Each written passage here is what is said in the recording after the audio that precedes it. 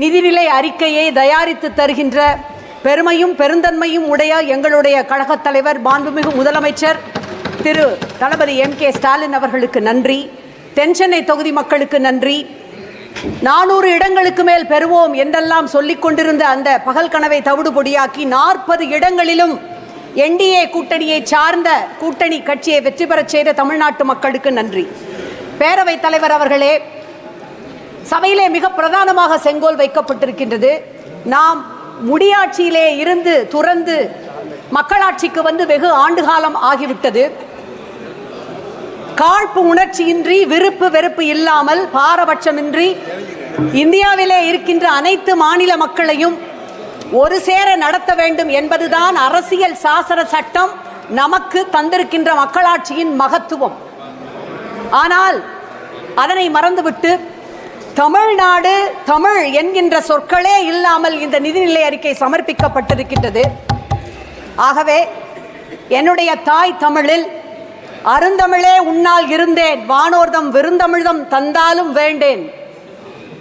Oh my dear precious mother tongue, I survive, thrive because of you. I wouldn't pledge it even for the nectar from heaven.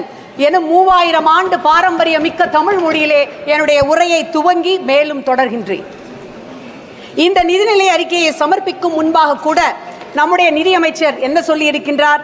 The government is determined, I quote, to ensure that all Indians, regardless of religion, caste, gender and age, make substantial progress in realizing their life goals and aspirants, unquote.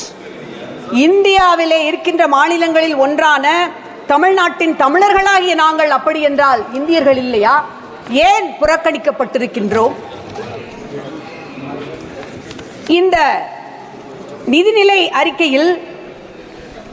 அறிக்கையை 7வது முறையாக budget தாக்கல் செய்திருக்கின்றார் என்று பெருமையோடு அனைவரும் கூறுகின்றார்கள்.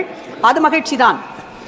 8 முறை தமிழ்நாட்டிற்கு மாண்புமிகு பிரதமர் அவர்கள் வருகை தந்தும் ஒரு இடத்தில் கூட அவர்தம் கூட்டணி கட்சிகளை சார்ந்தவர்களை வெற்றி பெற செய்யவில்லை தமிழ்நாட்டு மக்கள் என்றுதான் ஜனநாயகத்தை உயர்த்தி பிடித்த, கூட்டாட்சி தத்துவத்தை உயர்த்தி பிடித்த, மத நல்லிணக்கத்தை உயர்த்தி பிடித்த தமிழ்நாட்டு மக்கள் பழிவாங்கப்பட்டிருக்கிறார்கள் என்று நாங்கள் சொல்லவில்லை, 8 கோடி தமிழ் மக்கள் சொல்லுகின்றார். 10 ஆண்டுகளாக திரும்பி பார்த்திராத அண்டை மாநிலங்களான நம்முடைய பீகாருக்கும் ஆந்திர பிரதேசத்திற்கும் அள்ளி அள்ளி கொடுத்திருக்கின்ற ஒன்றிய அரசாங்கத்திற்கு தமிழ்நாட்டிற்கு கிள்ளி கொடுப்பதற்கு கூட மனமில்லை. ஏப்ரல் மாத GST வசூல் மூலம் பீகார் மாநிலம் ஒன்றிய அரசிற்கு கொடுத்தது 1992 கோடி. ஆனால் தமிழ்நாடு கொடுத்தது 12,210 கோடி. பீகாருக்கு ஒன்றிய அரசாங்கம் இந்த நிதிநிலை அறிக்கையிலே வாரி வழங்கி இருப்பது 37,500 கோடி. தமிழ்நாட்டிற்கு சுழியம், அதாவது 0. இதுதான் மாண்புமிகு பிரதமர் அடிக்கடி சொல்லுகின்ற வசுதேவ குடும்பகம், உலகமெல்லாம் எங்களுடைய குடும்பம் என்பதன் அர்த்தமா? விஸ்வகுருவின் நீதி பரிபாலனம் இதுதானா? இந்த நிதிநிலை அறிக்கையிலே 5 முறை நிதி அமைச்சர் 5 முறை ஆந்திர பிரதேசம் என்ற சொல்லை உச்சரித்திருக்கின்றார், 5 முறை பீகார் என்ற சொல்லை உச்சரித்திருக்கின்றார்.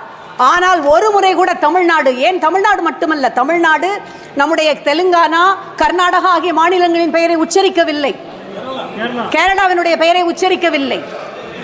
எனக்கு இப்பொழுது ஹொசெமின் என்கின்ற வியட்நாம் மக்களுக்கான சுதந்திரத்துக்காக போராடிய அவருடைய கூற்று நினைவிற்கு வருகிறது. அவர் சொன்னார், தெற்கிலிருந்து தான் எதுவும் தொடங்கும் என்று சொன்னார். தொடங்கிய எதையும் அவருடைய வழியிலே எங்களுடைய முத்தமிழறிஞர் தலைவர் கலைஞர் சொன்னார், தொடங்கிய எதையும் தொடர்ந்து முடிக்கின்ற வலிமையும் தெற்கிற்கு உண்டு என்று சொன்னார். ஆகவே தான் தொடர்ந்த போராட்டமாக நிதி ஆயோக் என்னும் அந்த அமைப்பு 13 தளங்களிலே முதல் இடத்திலே இருக்கின்ற பெருமை தமிழ்நாட்டிற்கு உரியது என்று சொல்லி இருக்கின்ற அந்த நிதி ஆயோக் கூட்டத்தை எங்களுடைய தமிழ்நாட்டினுடைய முதலமைச்சர் புறக்கணித்திருக்கின்றார். அடுத்த அண்டை மாநிலத்தினுடைய முதலமைச்சர் அவர்களும் புறக்கணித்திருக்கின்றார்கள்.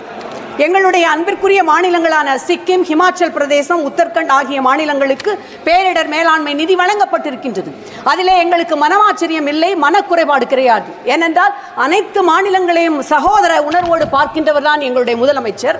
ஹிமாச்சல பிரதேசத்திற்கு 10 கோடி ரூபாய் நிவாரண நிதியை அனுப்பி வைத்திருக்கின்றார். கேரள மாநிலத்திற்கு வெள்ள பேரிடர் நிதியை அனுப்பி வைத்திருக்கின்றார். சொல்ல போனார், மணிப்பூரிலே பாதிக்கப்பட்ட நம்முடைய பெண்களுக்கு அவர்கள் தங்கியிருக்கின்ற அந்த முகாமிற்கு நிவாரண நிதியை அனுப்பி வைத்திருக்கின்றார். ஒடிசாவிலே ரயில் விபத்து ஏற்பட்ட பொழுது உடனடியாக முகாம் அமைத்து 24 மணி நேரம் மையம் அமைத்து பேரிடர் அந்த பயணிகளை எடுத்து கொண்டு வருவதற்கான உதவிகளை செய்திருக்கின்றார். இவ்வளவும் நாங்கள் செய்திருக்கின்றோம், யாரையும் குறை சொல்லவில்லை. ஆனால் எங்களுடைய சென்னை வெள்ளத்திலே தத்தளித்த பொழுது, மக்கள் துயரத்திலே உழன்ற பொழுது பல்வேறு முறை வந்த அமைச்சர்கள் இதுகாரும் நாங்கள் 37,000 கோடி கேட்டோம், ஆனால் எங்களுக்கு தந்தது 276 கோடி, அதிலும் சட்டபூர்வமான தொகைதான். இதுதான் பிரதமர் முன்வைக்கின்ற அகண்ட பாரதமா? நம்முடைய நிதியமைச்சர் அவர்கள் தமிழ்நாட்டிலே பிறந்தவர், மகாகவி பாரதியாரை மிக நன்றாக அறிந்தவர். பிரதமர் அவர்களும் பாரதியாரையும் திருவள்ளுவரையும் அடிக்கடி எப்பொழுதும் மேற்கோள் காட்டுவார். பாரதியார் எங்கள் பாரத தேசம் என்று தோள் கட்டுவோம் என்று சொன்னார்.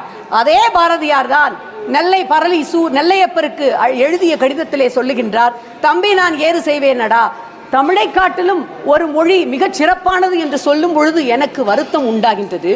தமிழர்களை காட்டிலும் பிரிதொருவர் வலிமையானவர்கள் உயர்வானவர்கள் என்று சொல்லுவதிலே எனக்கு சம்மதம் இல்லை என்று சொன்னார். இதில் ஏதோ உயர்வு தாழ்ச்சி இவற்றை கொண்டு வரவில்லை, பாக பிரிவினை அல்லது எதை பற்றியும் நான் பேசவில்லை. ஆனால் உரிமை என்று வரும் பொழுது நம்முடைய உரிமைக்காக குரல் கொடுக்க வேண்டும். உங்கள் எதிரிகள் தான் உங்களுடைய ஆயுதத்தை தீர்மானிக்கிறார்கள் என்னும் செகுவாராவினுடைய அந்த சொற்றொடரை பின்பற்றி இன்றைக்கு நாங்கள் எங்கள் உரிமை குரலை இங்கே ஒலிக்க வேண்டியவர்களாக இருக்கின்றோம். கூட்டணி கட்சிகளை மட்டுமே திருப்திப்படுத்த சமர்ப்பிக்கப்பட்டிருக்கின்ற இந்த பட்ஜெட்டை நான் it is not an all India budget, it is an alliance budget என்று சொல்லுகின்றேன். ஏனென்றால் கூட்டணியிலே அங்கம் வகிக்காத ஓர் இடத்திலே கூட இந்த என்டிஏ கூட்டணியை வெற்றி பெற செய்யாத எங்களுடைய தமிழ்நாடு முற்றிலுமாக புறக்கணிக்கப்பட்டிருக்கின்றது. தமிழ்நாட்டிற்கு என்று எந்த பிரதானமான மிகப்பெரிய திட்டங்கள் எதுவுமே இங்கே கொடுக்கப்படவில்லை. நெடுஞ்சாலை திட்டமாகட்டும், ரயில் திட்டங்களாகட்டும், அல்லது கோவை மதுரை நகரங்களுக்கான மெட்ரோ ரயில் குறித்த திட்டங்களாகட்டும், அத்தனையும் கிடப்பிலே போடப்பட்டிருக்கின்றது. ஒன்றை இங்கே சுட்டிக்காட்ட விரும்புகின்றேன். இங்கே நிதி அமைச்சர் அறிவித்திருக்கின்ற பல திட்டங்கள் எங்களுடைய திராவிட மாடல் ஆட்சியிலே இருந்து எடுக்கப்பட்ட திட்டங்களாகும். 1000 தொழிற்பயிற்சி மையங்கள் மேம்பாட்டு திட்டமாகட்டும், மகளிருக்கான தோழி விடுதிகள் அது அங்கே தமிழ்நாட்டிலே மிகச் சிறப்பாக நடைபெறுகிறது. தொழிலாளர் தங்கும் விடுதிகளாகட்டும், ஏற்கனவே செயல்படுத்தப்பட்டு வரும் திட்டங்களை அவர் எடுத்து கையாண்டிருப்பதற்காக அந்த நன்றிக்காகவாவது தமிழ்நாட்டிற்கு அவர் நிதியை ஒதுக்கி இருக்க வேண்டாமா? ஏற்கனவே நிதிச்சுமையிலே தள்ளாடி கொண்டிருக்கின்ற தமிழ்நாடு, உதாரணத்திற்கு தென் சென்னை தொகுதியை எடுத்துக்கொண்டீர்கள் என்றால், சென்னை மெட்ரோ 2ஆம் கட்ட ரயில் திட்டம் இருக்கிறது அல்லவா? அதற்கான அடிக்கல் 2010ஆம் ஆண்டு நம்முடைய மாண்புமிகு ஒன்றிய அமைச்சர் அவர்களால் நாட்டப்பட்டது. சென்னையிலே கலைவாணர் அரங்கத்திலே 2011ஆம் ஆண்டு நம்முடைய மாண்புமிகு பிரதமர் அவர்கள் அதற்கு நிதியை அறிவிக்கின்றார், 63,000 கோடி அளிக்கப்படும் என்று.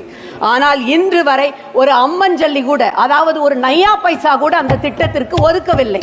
தமிழ்நாட்டு மக்கள் அனைவரும் நம் மக்கள் என்னும் கருணை உள்ளத்தோடு எங்களுடைய மாண்புமிகு முதலமைச்சர் அவர்கள் 33,000 கோடி ரூபாய் ஒதுக்கி அந்த பணியை துவக்கி இருக்கின்றார். ஏற்கனவே அந்த நிதி சுமை. இப்பொழுது பாருங்கள், பிரதம மந்திரியின் வீடு வழங்கும் திட்டத்தில் அடுத்த 5 ஆண்டுகளில் 3 கோடி வீடுகள் கட்டப்படும் என்று அறிவித்திருக்கின்றார் நிதியமைச்சர். ஒரு வீட்டிற்கான ஒன்றிய அரசின் பங்கினை உயர்த்துவது குறித்து இந்த நிதிநிலை அறிக்கையிலே எந்த விதமான அறிவிப்பும் இல்லை. ஒன்றிய அரசின் பங்கு ஒரு வீடு கட்டுவதற்கு 1.5 லட்சம் என்றால் மாநில அரசாங்கம் 12 இருந்து 14 லட்சம் ரூபாய் செலவு செய்ய வேண்டும். ஆனால் செலவழிப்பது மாநில அரசாங்கம், திட்டத்தின் பெயர் மட்டும் பிரதம மந்திரி வீடு கட்டுகின்ற திட்டம். இது எந்த விதத்திலே நியாயம்? இன்னும் சொல்ல போனால் முத்திரைத்தாள் மாநில அரசுகளின் பட்டியலில் உள்ளது, அதனை குறைக்குமாறு மாநில அரசுகளுக்கு அறிவுறுத்தி இருக்கின்றது.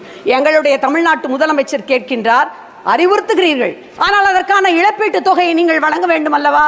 ஏற்கனவே தமிழ்நாட்டின் சரக்கு சேவை வரி விதிப்பால் தமிழ்நாட்டிற்கு ஆண்டொன்றிற்கு ஏற்பட்ட 20,000 கோடி ரூபாய் இழப்பிற்கு இதுவரை நீங்கள் இழப்பீடு வழங்கியிருக்கிறீர்களா என்று கேட்கின்றார். அவர் மட்டும் அல்ல, தமிழ்நாட்டு மக்கள் அத்தனை பேரும் கேட்கின்றார்.